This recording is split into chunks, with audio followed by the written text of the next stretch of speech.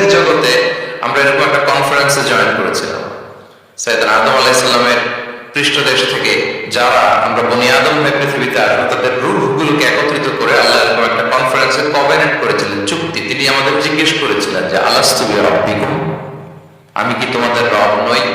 আমরা তখন স্বীকারোক্তি দিয়ে এসেছিলাম, আমরা বলেছিলাম ক্বালু বালা শাহিদনা, হ্যাঁ আপনি আমাদের রব।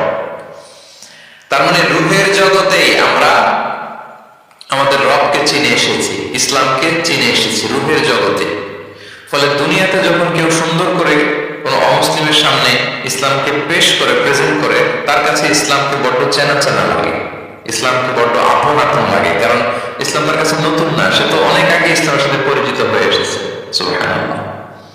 রূহের জগতে সে ইসলামকে চিনে এসেছে, ইসলামের সাথে একটা ইন্টারাকশন তার রূহের জগতেই ছিল। ফলে দুনিয়াতে যখন চমৎকার ভাবে কারোর সামনে ইসলামকে প্রেজেন্ট করা হয়, ইসলামকে তার কাছে অপরিচিত লাগে না, এলিয়েন মনে হয় না, বরং বড্ড আপন আপন লাগে তার কাছে ইসলামকে।